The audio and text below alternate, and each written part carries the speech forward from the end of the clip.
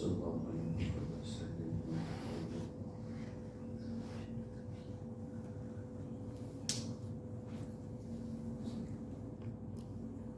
بالله السميع العليم من الشيطان الرجيم. بسم الله الرحمن الرحيم. السلام عليكم ورحمة الله وبركاته. وعليكم السلام.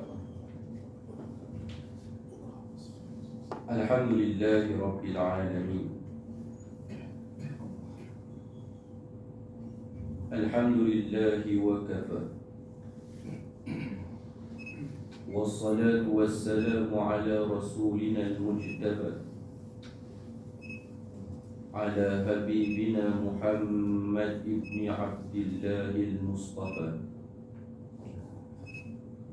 أشهد أن لا إله إلا الله وحده لا شريك له، وأشهد أن محمدا عبده ورسوله. اللهم صل على سيدنا ونبينا وحبيبنا وشفيعنا وقرة أعيننا وقدوتنا على حبيبنا محمد بن عبد الله الأمين، وعلى آله وصحبه ومن تبعهم بإحسان إلى يوم الدين.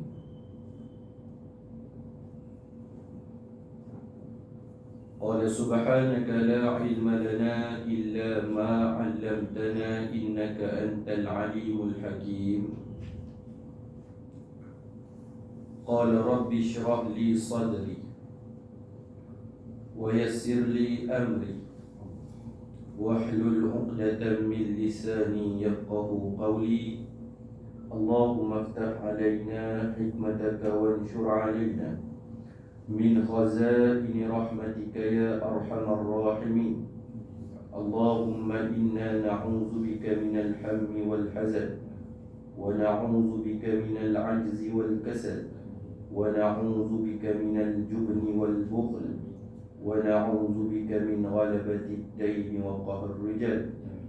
اللهم إنا نعوذ بك من علم لا ينفع، ومن قلب لا يخشع، ومن نفس لا تشبع، ومن دعاء لا يستجاب له. ربي زدنا علما وارزقنا فهما. آمين اللهم آمين. قال الله تعالى في القرآن الكريم: أعوذ بالله من الشيطان الرجيم. قل للمؤمنين يغضوا من أبصارهم ويحفظوا فروجهم ذلك أزكى لهم إن الله خبير بما يصنعون. Sadaqallahul Azim. Katakanlah wahai Muhammad kepada orang-orang lelaki yang beriman, supaya mereka menyekat pandangan mata mereka daripada memandang perkara-perkara yang haram dan memelihara kehormatan diri mereka. Yang demikian itu lebih suci bagi mereka. Sesungguhnya Allah Subhanahu wa ta'ala amat mendalam pengetahuannya tentang apa yang mereka kerjakan. Ayuhal mustami'ul kiram, ittaqullah, usikum wa iyaya bitaqwallah. Muslimin, muslimat, mukminin, mukminat, ayah-ayah, ibu-ibu, saudara sidang pendengar yang dirahmati dan diberkati Allah Subhanahu wa ta'ala. Mudah-mudahan semua yang berada di dalam majlis ilmu pada tengah hari ini Allah ampunkan dosa kita, Allah tetapkan iman kita sehingga ke akhir hayat kita. Allahumma a'inna ala dhikrika wa syukrika wa husni ibadatik. Amin Allahumma amin. Harapan saya semua yang ada dalam majlis ilmu ini sihat belaka lah, diampunkan dosa, ditetapkan iman, dimudahkan segala urusan, dipelihara daripada segala fitnah-fitnah akhir zaman. Muslimin yang dirahmati Allah, yang pertama sekali kita panjatkan syukur yang tidak terhingga kepada Allah Tuhan Rabbul Alamin Tuhan yang memberi kita makan, Tuhan yang memberi kita minum, Tuhan yang memberi kepada kita terlalu banyak nikmat-nikmat sepanjang kita hidup di atas muka bumi Allah Subhanahu wa ta'ala. Di antara nikmat-nikmat tersebut sudah semestinya nikmat al-hayat ataupun dipanggil sebagai nikmat kehidupan. Manusia seringkali bertanya kepada diri masing-masing dan kadang-kadang bertanya kepada keluarga, sahabat handai dan sebagainya, apa tujuan keberadaan kita di atas muka bumi Allah. Dan kita juga tengok berbagai-bagai teori yang cuba dinukilkan oleh manusia untuk menjawab setiap persoalan yang dilontarkan. Berkata para ulama, tujuan kita diberi peluang lagi untuk melakukan kehidupan, untuk kita memulakan kehidupan, untuk kita meneruskan kehidupan di dunia ini, iaitu untuk kita berusaha sedaya upaya melakukan semua benda yang Allah Ta'ala suruh dan berusaha sedaya upaya meninggalkan apa sahaja yang Allah larang. Tujuan dia untuk kita memperbaiki kedudukan kita di sisi Allah. Untuk memperbaiki kedudukan kita di sisi Allah, perkara yang paling perlu kita miliki ialah ilmu pengetahuan.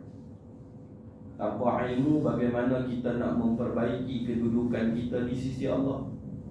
Mungkin dari pandangan kita perkara itu adalah baik untuk agama, tetapi sedangkan ianya tidak baik untuk agama. Contoh saya bagi, kita sebut saja, tak mau kita sebut, kita bagi contoh. Sebelum tu saya nak ajak kita semua merenung sepotong firman Allah di dalam surah Az-Zumar pada juzuk yang ke-23, surah yang ke-39 pada ayat yang ke-9. Allah Subhanahu wa ta'ala berfirman, A'udzu billahi minasyaitonir rajim. Amman huwa qanitun ana al-laili sajidan wa qa'iman yahdharu al-akhirata wa yarju rahmata rabbih. Qul hal yastawi alladhina ya'lamuna walladhina la ya'lamun. Innama yatadhakkaru ulul albab. Shadaqallahul azim. Kata Allah Subhanahu wa ta'ala, engkaukah yang lebih baik ataupun orang-orang yang taat mengerjakan ibadah pada waktu malam dengan sujud dan berdiri sambil takutkan azab Allah dan hari akhirat, serta mereka mengharapkan rahmat daripada Tuhannya. Lalu kata Allah, Qul hal yastawi alladhina ya'lamuna walladhina la ya'lamun. Apakah sama orang yang mengetahui dengan orang yang tidak mengetahui? Lalu kata Allah, Innama yatazakkaru ulul albab. Sesungguhnya orang yang mengambil pelajaran, iaitu mereka yang memiliki akal yang sempurna. Contohlah tuan-tuan, kita sebut orang yang kadang-kadang dia buat sesuatu benda, dia bertanggapan itu adalah baik daripada pandangan dia, tetapi tidak baik daripada pandangan agama. Sebagai contoh, nanti selepas daripada semayang zuhur, habis semayang zuhur, tuan-tuan ni masing-masing ada kerja di atas, ada kerja, ada tanggungjawab, ada yang tinggal kerja turun mai awal nak dengar kuliah dan sebagainya. Kalau kita pun berhenti lewat sikit, tuan-tuan pun kalang kabut lah. Jadi selepas daripada solat, kita pun habis saja kita semayang, kita terus berdiri di dalam saf kita melakukan solat sunat. Apakah perkara itu dibolehkan? Jawapan dia, kalau kita mengaji di dalam kitab, benda tu tak boleh. Bukan tak boleh semayang, tak boleh kita cuba untuk mengajar imam melakukan sesuatu perkara yang mana kita minoriti, dia adalah golongan majoriti. Contoh, kita belajar di dalam kitab Buniyatul Musalli ataupun kitab-kitab berkenaan dengan fiqhus sirah. Syekh Sabi pun dia sebutkan contohnya macam ni. Habis semayang, ramai orang duduk, kita nak semayang sunat, boleh, tak salah. Yang salahnya bila kita berdiri di saf yang pertama tu. Sebaiknya adab mengajar kita, Islam mengajar kita, pilih di tempat-tempat yang belakang sikit, Contohnya kita sebut lagi orang yang mai semayang lewat malam di Masjid Surau ketika kuliah sedang berlangsung. Ini dewan kuliah di sisi ini, contoh macam inilah ada cermin. Patutnya dia semayang di tempat yang terpencil agar kuliah pengajian tu tak jadi satu gangguan kepada dia. Menghormati orang yang semayang tu wajib. Takkan orang yang main lewat semayang tu nak suruh kuliah agama berhenti ataupun tak payah pakai pembesar suara, sedangkan dalam majlis ilmu ni ada orang muda, ada orang tua, ada orang dengar, ada orang tak dengar. Dia pula main semayang kat tepi cermin ni baca kuat-kuat sampai kepada kita yang mengajak ni dengar. Dia nak suruh kita pelan suara ke, dia nak suruh kita berhenti? Siapa yang salah sebenarnya? Tu yang kata banyak orang bertanggapan apa yang dia buat tu betul, sedangkan dia buat apa yang dia buat tu salah. Itu yang kita tekankan sangat-sangat. Agama Islam ni didirikan dengan innama bu'istu liutammima makarimal akhlak, iaitu adab dan akhlak yang tinggi, tuan-tuan. Ilmu segala-galanya bagi manusia. Apa pun kita kena ada ilmu. Bila kita tak ada ilmu, Allah, kita takut. Kita takut bila kita tidak ada ilmu, kita beramal dengan Islam ini secara membabi buta dan membuta tuli, sehingga kita menyangka apa yang kita buat itu betul, sedangkan Allah tak pandang pun apa yang kita lakukan, kerana apa yang kita lakukan itu penuh dengan perkara-perkara yang kurang baiklah. Yang muslimin yang dirahmati dan diberkati Allah Subhanahu wa taala. Banyak kalau contoh saya nak sebut ni, dia main pula idea yang kedua, tapi tak maulah kita nak pergi terus kepada cerita kita pada tengah hari ini. Baik muslimin yang dirahmati Allah, kita sudah pun berada pada hadis yang terakhir sekali, iaitu hadis yang ke-40. Dan pada episod yang lalu kita sudah pun membicarakan perihal berkenaan dengan kematian. Hari ini kita nak masuk satu lagi fasa, iaitu berkenaan dengan sadaqatul jariyah. Kalau ada kesempatan kita masuk pula tentang ilmin yuntafa'u lah. Dan sudah pastilah tak sempat untuk kita membahaskan ketiga-tiganya sekali, yang itu yang terakhir sekali, awaladin salih yad'u lah. Ini kita tengoklah sejauh mana kesempatan kita pada tengah hari ini. Baik muslimin yang dirahmati Allah Subhanahu wa taala, qala al-musannif rahimahullahu taala wa nafa'ana bi 'ulumihi wa 'ulumikum fid darain amin Allahumma amin. An Abi Hurairah radhiyallahu anhu qala qala Rasulullah sallallahu alaihi wasallam idza mata al-insanu inqata'a 'amaluhu illa thalathatin sadaqatin jariyatin aw ilmin yuntafa'u bihi aw waladin salihin yad'u lahu, wa fi riwayah idza mata ibnu adam aw kama qala akhrajahu al-Muslim. Daripada Abu Hurairah radhiyallahu anhu, kata dia bahwasanya Rasulullah sallallahu alaihi wasallam bersabda, apabila mati seorang manusia, maka terputuslah segala amalannya kecuali yang datang daripada tiga sumber. Yang pertama iaitu sadaqatin jariyah, iaitu sedekah jariyah. Sedekah ni pun dia ada macam-macam. Yang keduanya au ilmin yuntafa'u bihi, iaitu ilmu yang memberi manfaat. Yang ketiga au waladin salihin, iaitu anak-anak soleh yang mendoakan baginya. Dan di dalam riwayat yang lain dikatakan idza mata ibnu adam, apabila mati seorang anak Adam. Baik muslimin, ayah-ayah, ibu yang dirahmati Allah, sekadar peringatan, kita di surau Culan Tawa ni kita baca kitab 40 hadis kelebihan ilmu dan ulama. Kelebihan ilmu dan ulama, apa istimewanya orang yang duduk di dalam majlis ilmu ni. Sekarang ni tuan-tuan duduk dalam majlis ilmu, apa yang tuan-tuan layak dapat? Antara perkara yang tuan-tuan layak dapat iaitu doa daripada malaikat. Ni kita baca ada awal-awal hari tu, Nabi kata siapa yang keluar daripada rumah, man kharaja ila bait, siapa yang keluar daripada rumah ataupun turun daripada pejabat dengan niat yang ikhlas untuk menuntut ilmu, maka para malaikat, innal malaikata la tad'u ajnihatiha, para malaikat menghamparkan sayapnya kepada mereka dan mendoa kepada mereka kebaikan. Apa lagi istimewa orang yang duduk di dalam majlis ilmu selain daripada yang kita sebut awal-awal tadi? Nabi SAW kata siapa yang menuntut ilmu, seluruh makhluk mendoakan kebaikan kepada dia. Binatang yang berada di dalam lautan beratus-ratus spesies, segala binatang yang terbang, segala binatang yang merangkak melata, berlari dan kesemuanya mendoakan kebaikan bagi orang yang menuntut ilmu. Dalam hadis yang lain, Nabi SAW beritahu apa tuan-tuan, apa pentingnya menuntut ilmu ni? Siapa yang ikhlas niat dia menuntut ilmu kerana Allah, maka Allah Ta'ala memberi kepadanya pahala seperti mengerjakan ibadah haji. Kemudian Nabi ulang lagi, tammatin, tammatin, tammatin, iaitu haji yang mabrur, haji yang mabrur dan haji yang mabrur.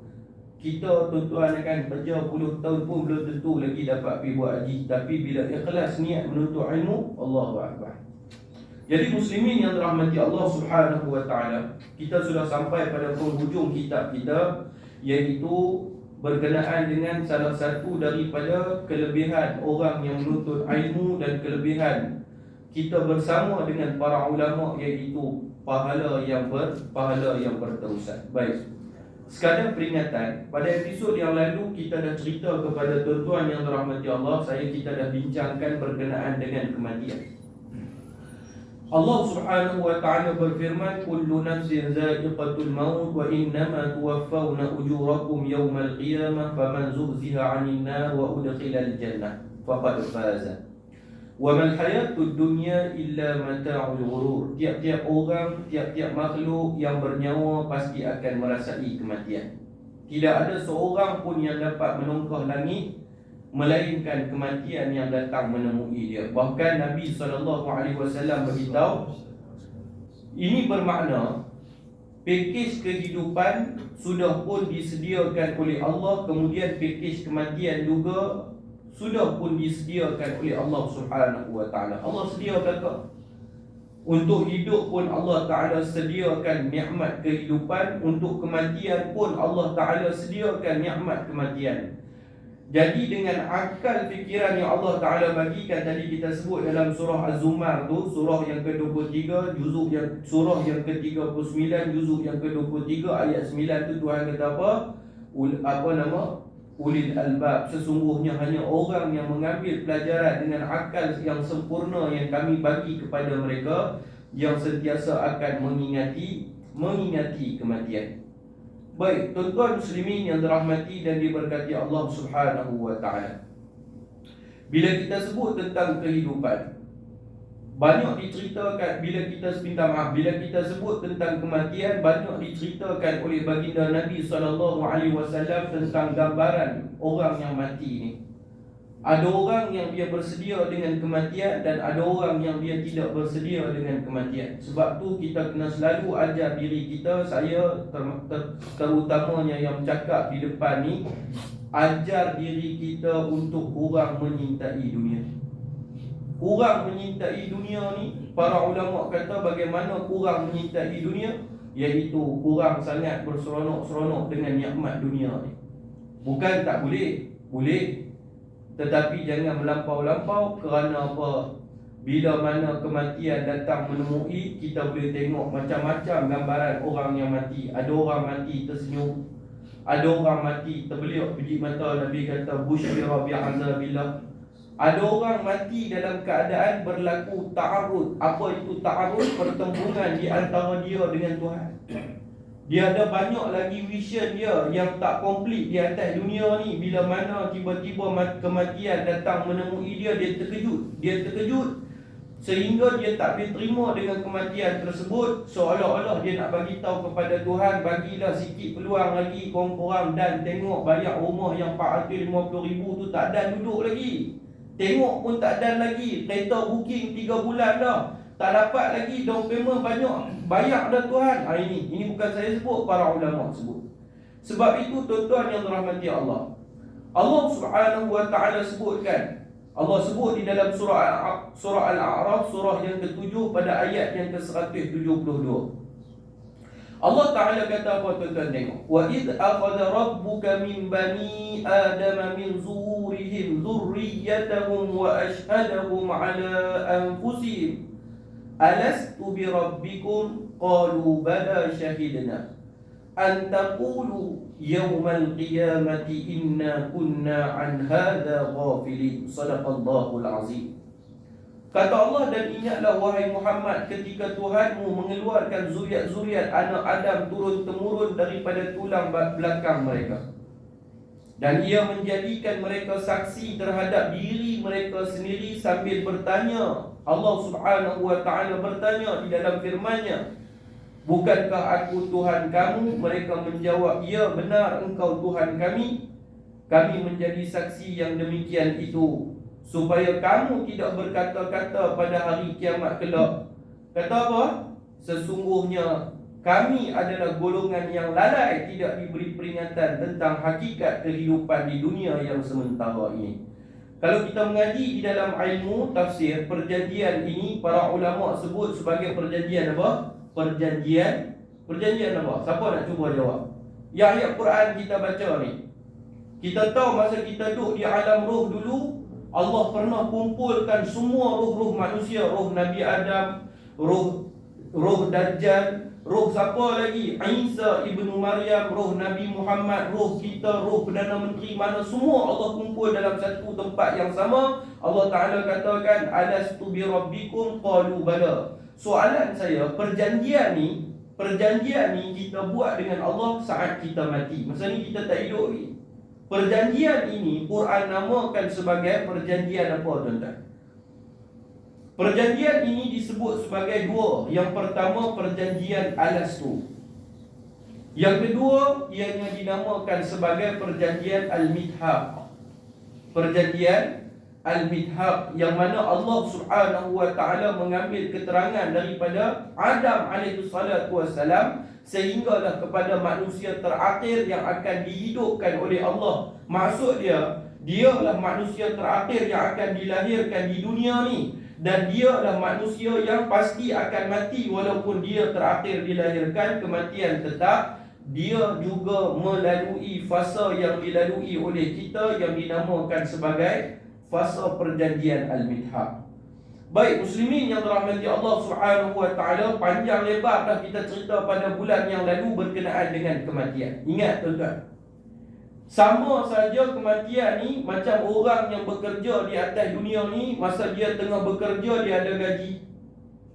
Gaji ni dia guna untuk buat perbelanjaan sepanjang kehidupannya. Besok selepas daripada kematian mati, selepas daripada berakhir fasa dia kerja, dia duk kikih ambil hasil simpanan dia. Dia duk kikih ambil segala hasil simpanan dia. Bila pencet, sakit, terkelepek, duduk di rumah walaupun dapat sok-sok, walaupun ada pencet. Tapi tuan-tuan yang dirahmati Allah, sampai kepada kematian dia, walaupun pencen tu duduk berjalan, tapi dia tak boleh guna dah pencen tu. Anak bini dia pula yang guna, betul guna, selamat dia di alam kubur. Berbeza dengan kebaikan. Setiap kerja yang Allah Ta'ala suruh manusia buat, Tuhan bayar manusia ni dengan gaji. Cuma gaji yang Tuhan bayar itu berupa bentuk hasanah. Apa itu hasanah? Pahala dan kebaikan. Tuhan bayar tapi dalam bentuk hasanah. Tuan-tuan yang dirahmati Allah, kebaikan ni kita dapat mengecapi kenikmatan hidup di dunia dengan aman dan damai. Dan kita dapat pula imbuhan dan ganjaran daripada Allah Subhanahu wa ta'ala bila kita masuk di alam kubur kelak. Salah satu daripadanya yang kita nak tengok pada petang ni, daripada tengah hari ni, daripada hadis Nabi SAW ni, Rasulullah kata bila manusia ni mati, habis mati saja. Saat dia mati, katalah dia mati pukul 12 tengah hari, saat lagi pukul 1 masuk waktu zuhur, jasad dia masih lagi di rumah, tetapi sudah tidak perlu lagi untuk dia mendirikan solat. Tak perlu lagi. Bahkan kalau dia kata kat Tuhan nak solat sekalipun, Tuhan tak terima solat dia. Habis apa benda yang nak bagi, yang nak generate, yang nak bantu dia untuk mudah segala urusan perjalanan dia sehingga dia masuk di alam kubur. Salah satu daripada perkara tersebut, kata Nabi SAW, iaitu sedekah jariyah. Sedekah jariyah. Bila kita sebut tentang sedekah, sedekah itu berasal daripada perkataan sidqun. Sedekah ni kita duk sebut sedekah lah kan. Orang kata sedekah lah ni, berapa nak sedekah ni? Sedekah itu, bila kita sebut sedekah tu dia mai daripada perkataan apa? Sidqun. Apa makna sidqun? Yang dimaksudkan dengan sidqun itu ialah benar. Benar, sedekah itu adalah perkara yang benar. Maksud dia siapa yang melakukan perbuatan tersebut, dia melakukan perkara yang benar. Sebab itu Nabi SAW beritahu, Nabi kata apa? Sesungguhnya, kenapa umat Islam ini perlu bersedekah? Sebab apa? Sebab apa Ustaz? Semayang dah, tutup aurat dah, puasa dah. Sebab apa kena bersedekah? Bukti yang menunjukkan bahawasanya kita ini perlu bersedekah, iaitu untuk membuktikan keimanan kita kepada Allah Subhanahu wa ta'ala. Tujuan Islam suruh kita bersedekah bukan untuk apa-apa, tetapi masih lagi belum dikira kita orang yang beriman sekiranya kita tidak diuji oleh Allah. Salah satu bentuk ujian Allah Ta'ala kepada kita, Tuhan bagi kita banyak harta. Dengan banyak harta ni bukan kita boleh dabik dada, semuanya datang daripada usaha kita, sebaliknya pinjaman daripada Allah. Jadi bila kita nak mengaku bahawa kita orang yang beriman, di antara komponen yang perlu lengkap kita lengkapkan di dalam keimanan kita, iaitu seruan untuk bersedekah. Seruan daripada Nabi SAW untuk bersedekah. Kerana apa? Ini cerita dia. Kerana sedekah itu adalah amalan yang tidak akan terputus sama sekali, walaupun sudah mati orang yang bersedekah itu. Muslimin yang dirahmati Allah, kita mungkin tahu, oh besarnya nikmat bersedekah, pahala bersedekah, ganjaran bersedekah. Jadi petang ni saya nak menguatkan lagi keyakinan tersebut bersesuaian dengan apa yang disebutkan oleh Nabi SAW. Bila mati saja anak Adam tu, antara perkara yang boleh membantu kita, tali hayat kita ketika berada di alam kubur, iaitu bersedekah. Jadi orang yang bersedekah ni tuan-tuan, apa keistimewaan ganjaran dia? Ada beberapa hadis-hadis yang sempat saya muatkan untuk kita bentangkan pada tengah hari yang mulia ni, untuk menambah lagi keimanan, keinginan kita untuk terus menyuburkan nilai-nilai keimanan yang murni. Iaitu yang pertama sekali tuan-tuan, bagi orang yang bersedekah, kata Nabi SAW, dia mendapat ganjaran harta dan pahala yang berlipat kali ganda. Nabi SAW beritahu, orang yang bersedekah, Allah Subhanahu wa ta'ala berjanji akan melipat gandakan harta dan juga pahala dia bagi mereka yang suka bersedekah. Bersesuaian dengan apa yang disebutkan oleh Allah di dalam surah Al-Hadid, surah yang ke-57 pada ayat yang ke-18. Cuba tuan-tuan tengok apa kata Allah. A'udzu billahi minasyaitonir rajim. Innal musaddiqina wal musaddiqat wa aqradullaha qardan hasana yudha'afu lahum wa lahum ajrun karim. Shadaqallahul azim. Sesungguhnya orang laki-laki yang bersedekah dan orang-orang perempuan yang bersedekah, serta mereka yang memberi pinjaman kepada Allah Subhanahu wa ta'ala ini sebagai pinjaman yang baik. Kita buat pinjaman dengan bank. Bila kita buat pinjaman dengan bank ni tuan-tuan, itu bukan pinjaman yang baik, itu pinjaman yang tak baik bagi diri kita. Kena masa tahun ni saja Malaysia berapa kali apa dia panggil tu? Menatang tu naik tuan-tuan. Ni dengar bulan 12 ni nak naik pula kan. My time tu tuan-tuan berpeluh day kita. Peluh day kita. Muslimin yang dirahmati Allah Subhanahu wa ta'ala, tak menyawa kita. Tetapi Allah Ta'ala kata bagi orang yang bersedekah ni, bagi orang yang bersedekah ini, kata Allah Subhanahu wa Ta'ala, sesungguhnya wa aqradullaha qardan hasana, dia telah melakukan pinjaman kepada Allah Subhanahu wa Ta'ala dengan pinjaman yang baik. Kenapa pinjaman itu dikira sebagai pinjaman yang baik? Syarat dia mesti kena ikhlas lah. Mesti kena ikhlas, kerana akan digandakan balasannya. So, kadang kita tengok tuan-tuan sebut macam ni, adakah orang yang sedekah tapi tak baik? Adakah saja? Saya tanya tuan-tuan, abang saja fikirlah, ada?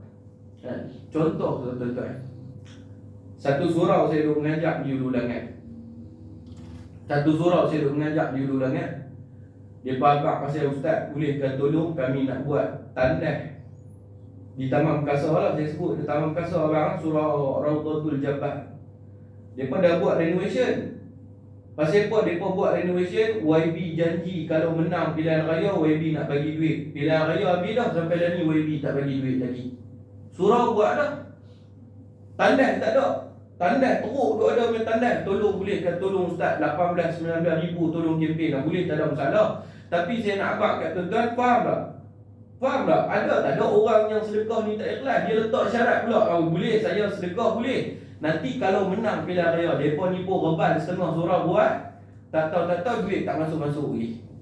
Ini Tuhan kata qardan hasana, pemberian yang pinjaman yang baik kepada Allah Subhanahu wa Ta'ala. Sesungguhnya Allah Ta'ala kata akan digandakan balasannya dengan berganda-ganda banyaknya, dan mereka pula akan beroleh pahala yang mulia daripada Allah Subhanahu wa Ta'ala. Tuan-tuan muslimin yang dirahmati Allah, jangan sesekali ada daripada kalangan orang Islam yang bila dia bersedekah, dia ingat sedekah itu akan menjadikan dia orang yang miskin. Jangan. Ini mentaliti orang munafik. Betul saya tak? Tuan-tuan ulama bahas panjang di dalam kitab. Kita kena tanya diri kita, setiap kali bila kita dengar ataupun melihat orang yang datang meminta sedekah, apa respon daripada diri kita? Kita tahu diri kita, benci dia kah ataupun simpati kepada dia? Kalau benci kepada orang yang datang minta ni, kemudian bersangka buruk pula, Allah akan sebut dalam Quran, wahai orang yang beriman, janganlah kamu zon, jangan kamu syak kepada orang Islam. Sebaliknya benci pun jangan. Tengok rasa simpati kepada dia, bagus, alhamdulillah. Nak bagi tak bagi itu nombor dua. Jangan kita benci. Tengok bencilah. Walaupun yang meminta itu menipu tu kan, walaupun yang meminta itu menipu, penipu sekalipun, tak boleh kita benci. Kita simpati. Kenapalah duk tipu tak habis-habis lagi. Betul dah tengok muka ni duk minta sedekah. Simpati juga kepada diri kita. Sebab apa? Allah bagi dah peluang depan mata kepala, tapi kita tak ada kemampuan untuk nak membantu mereka. Betul tak? Kan malam kita simpati tengok apa ada dua orang ibu tu, dia merayu kepada Perdana Menteri untuk selamatkan anak dia kan, yang tertahan di sempadan tu. Kita simpati. Tapi simpati kita, saya tengok video tu, saya kata ya Allah, bagi mudah urusan dia ni. Tapi bagaimana respon tuan-tuan kita yang tengok ni? Kita rasa kesian tuan-tuan. Walaupun dia bukan Islam sekalipun, bila nama kata manusia, kita kena ada rasa ihsan dalam diri. Itu menandakan kita ada iman dalam jiwa kita. Kalau tengok mampu happy lah, bukan keluarga kita, oh bahaya tuan-tuan. Semayanglah sampai pecah kepala sekalipun. Muslimin yang dirahmati Allah, ingat, bila mana kita bersedekah, jangan ada dalam diri kita bertanggapan buruk, ataupun kita menyangka bahawasanya kita akan miskin, ataupun apa sahaja sifat-sifat yang tak baik. Allah Subhanahu wa Ta'ala menjelaskan di dalam surah Al-Baqarah, surah yang kedua, pada ayat yang ke-261. A'udzu billahi minasyaitonir rajim. Mathalul ladzina yunfiquna amwalahum fi sabilillahi kamathali habbah أنبتت 7 سنابل في كل سنبلة 100 حبة والله يضاعف لمن يشاء والله واسع عليم. Yang bermaksud, bandingan derma orang-orang yang membelanjakan hartanya pada jalan Allah ialah sama seperti sebiji benih yang tumbuh. Satu biji benih kita tanam, dia tumbuh. RM1 yang kita bagi, dia tumbuh. Kemudian Satu biji benih kita tumbuh, kita tanam, dia tumbuh naik satu batang, kita kata daripada satu batang ni kata Allah Subhanahu wa taala dia keluar mai tujuh tangkai. 7 tangkai. RM1 kita bagi keluar mai 7 tangkai. Dan setiap tangkai itu kata Allah Subhanahu wa taala mengandungi 100 biji. Subhanallah tuan-tuan. Inilah yang dikatakan wa tijaratan lan tabur, perniagaan yang tidak ada rugi bagi manusia. Dan ingatlah Allah melipat gandakan pahala bagi siapa yang dikehendakinya. Dan Allah Maha luas rahmatnya, lagi Maha meliputi tentang ilmu pengetahuannya. Ayat ni saja kalau kita nak cerita tak habis tuan-tuan. Baik, yang kedua, pentingnya kita bersedekah ni bukan sahaja melipat gandakan, bukan kata tak habis makan di dunia sampai ke akhirat. Yang keduanya kita tengok kata Nabi SAW, orang yang suka bersedekah insya-Allah menghalang dia daripada kematian yang buruk dan juga memanjangkan usia dia. Mencegah dia daripada kematian yang buruk. Dalam membahaskan berkenaan dengan memanjangkan usia, yang dimaksudkan di sini adalah amalan daripada orang yang bersedekah itu akan terus dikenang. Itu yang kata memanjangkan usia dia.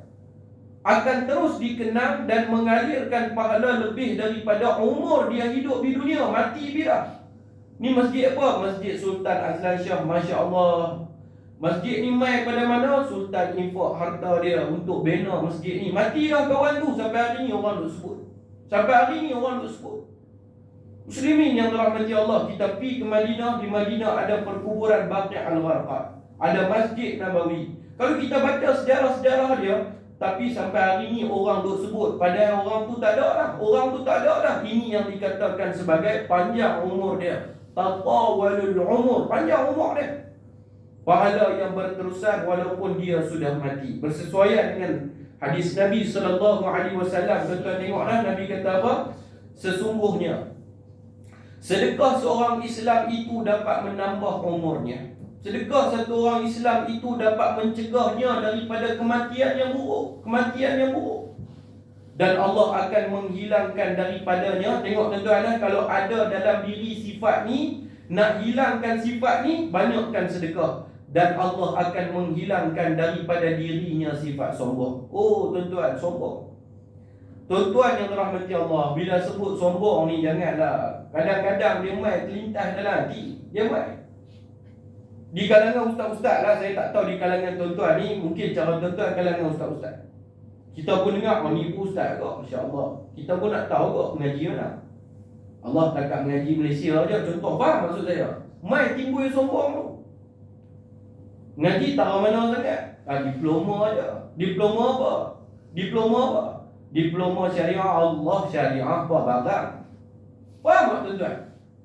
Jadi kalau ada dalam diri kita sifat macam ni, dia antara cara nak naqis, kita nak potong. Ini bukan saya ajak, tetapi Nabi SAW kata bersedekah itu mampu menyelamatkan kita daripada kematian buruk, satu. Yang kedua, bersedekah itu mampu memanjangkan umur, dua. Yang ketiga, bersedekah itu insya-Allah akan menghilangkan daripada diri sifat sombong, tiga. Yang keempat, bersedekah itu akan menghilangkan kefakiran. Fakir, kita takut miskin, maka banyakkan bersedekah. Takut miskin. Orang punya takut miskin, simpan duit, lalas mati, tak ada guna, kena Covid. Betul tuan-tuan? Saya cerita orang lain tak mau. Adalah satu keluarga, adik-beradik juga. Allah tuan-tuan, naik kereta pun tunggu nak reban. Tahu nak reban? Dia untuk diri dia, ni kan saya sebut pada bulan yang lalu, orang yang paling teruk, dia ada kemampuan tapi untuk diri dia pun tak mau bagi. Duk, bukan qanaah, bukan zuhud. Yang ni nak mampus nama dia tu. Naik motor ni, orang dah sampai mana hala, dia duduk belakang lagi, sepoket tak pernah tukar 10 tahun dah. Contoh saya apa? Ini bukan qanaah, ini bukan zuhud, ini nama dia bangsa. Kira nak mampus tuan-tuan. Ini betul-betul jadi.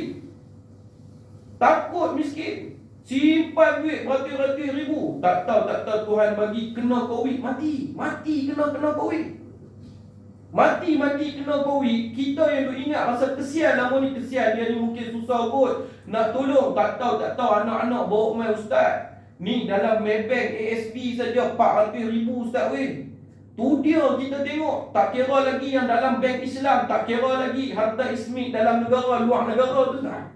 Ini betul-betul jadi kepada manusia. Ingat, ada sifat fakir dalam diri kita. Fakir ni ulama sebut dua.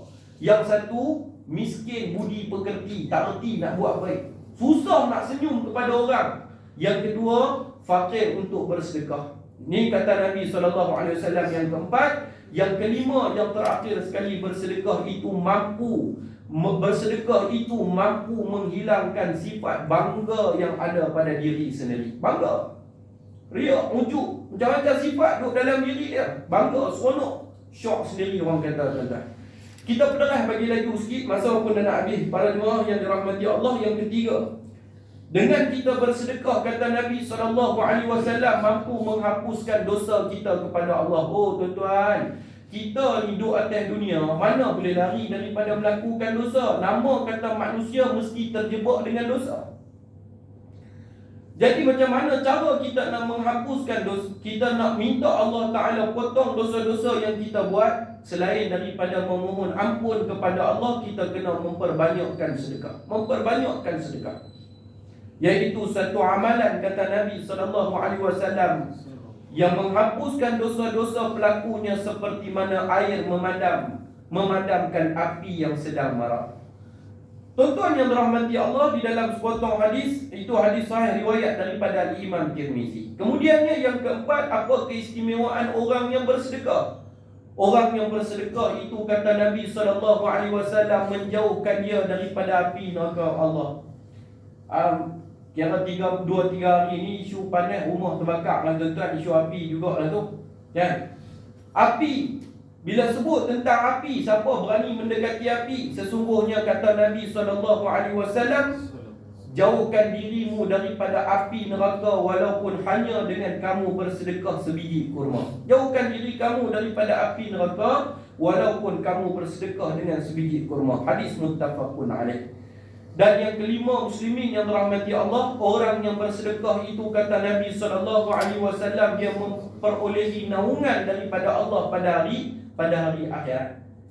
Pada hari akhirat, orang yang suka bersedekah ini banyak, dia ada banyak riwayat, kata Nabi SAW, di saat itu sejengkai matahari duduk atas kepala manusia, macam-macam gambaran manusia pada ketika itu. Yauma la zilla illa zilluh, tidak ada naungan melainkan beberapa kumpulan, di antaranya orang yang suka bersedekah. Bukan setakat itu, bahkan mereka akan dimasukkan ke dalam syurga dengan melalui pintu yang dinamakan sebagai babus sadaqah. Naungan bagi orang yang beriman, kata Nabi SAW, di hari kiamat adalah orang yang bersedekah. Hadis riwayat daripada Imam Ahmad. Tuan-tuan muslimin yang dirahmati Allah, insya-Allah akan datang pada episod bulan depan, kita nak tengok berkenaan dengan au ilmin yuntafa'u bih. Yang kedua, perkara yang akan menyelamatkan kita daripada azab kubur yang menjadi tali hayat sehingga kita masuk ke dalam syurga, iaitu orang yang menyebar luaskan ilmu pengetahuan. Contoh tuan-tuan kan, orang yang menyebar luaskan ilmu pengetahuan. Banyak orang Islam hari ini, dia melihat orang melakukan kesilapan dan kelalaian, tetapi tidak banyak yang mahu mengubah kesilapan tersebut dengan tindakan. Sebaliknya, kesilapan itu diubah dengan cacian, kesilapan itu diubah dengan tanggapan yang buruk. Ini peluang kita.